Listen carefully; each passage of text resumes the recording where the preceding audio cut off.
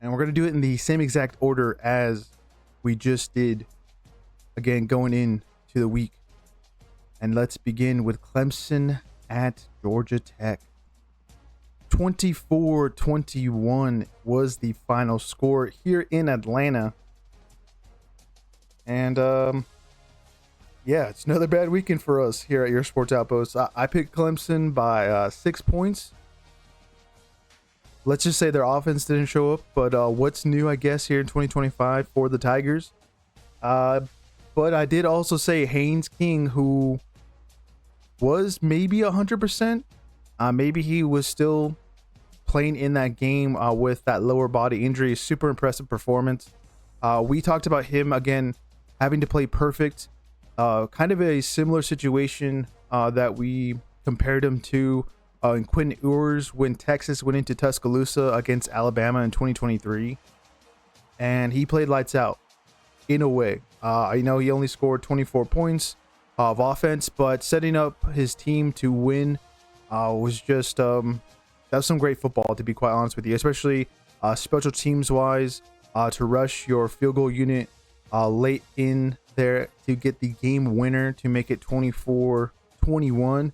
And then also bouncing back before that, Clemson got the lead there in the second half. It was 14-13. But in those earlier drives, he again was putting his team in a great position to win the game. And ultimately, yeah, the Yellow Jackets win, who also won for the first time since 2014 against Clemson.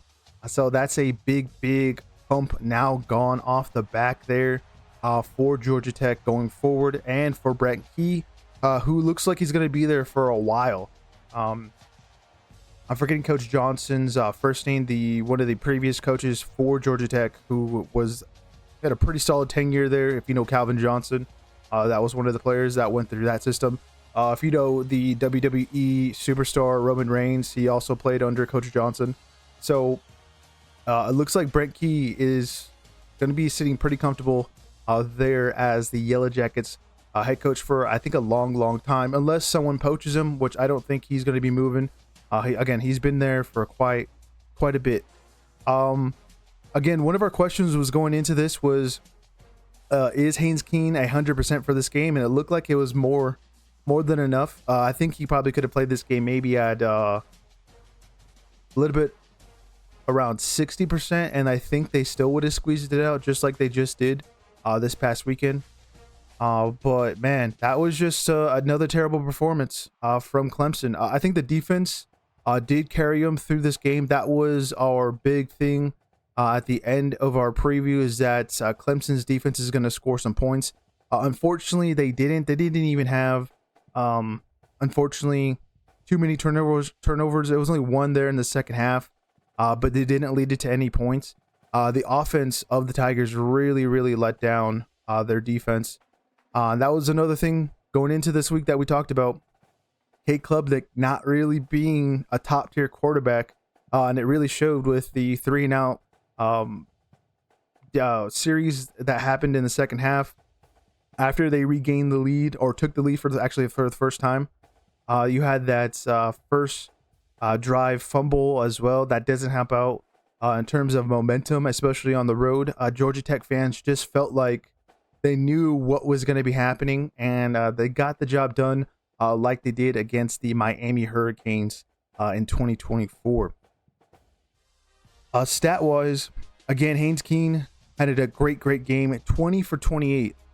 Not perfect, but that's as close as you're going to get for a guy that has, again, a lower body injury. 211 yards passing, 103 on the ground.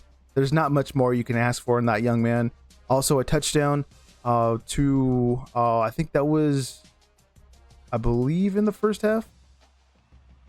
No, Jamal Haynes scored in that first half for Georgia Tech, but still got himself a rushing touchdown. They're definitely going to have to figure out getting more weapons involved. I think down the line, like, you cannot rely on Haynes King's winning you games week in and week out. His body's not going to be built for that, and he already has a history of injuries. But if they can get things going, with the other Haynes, the wide receivers, there's a possibility that Georgia Tech could sneak themselves into the playoffs. But again, I just don't think that's going to be much of a thing.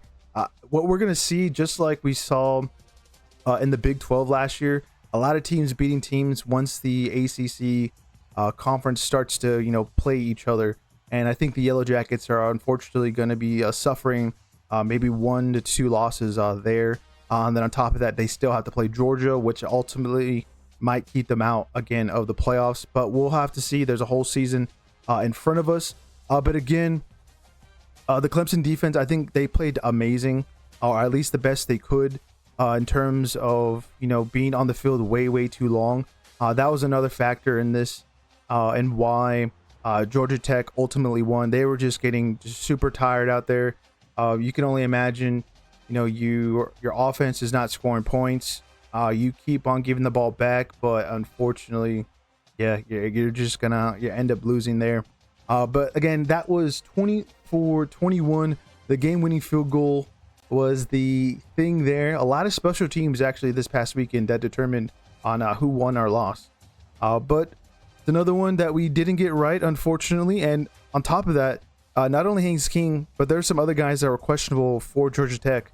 So it was somewhat impressive in their part in getting the win, even at home, which good things coming, I guess, there in Atlanta. As we zoom out.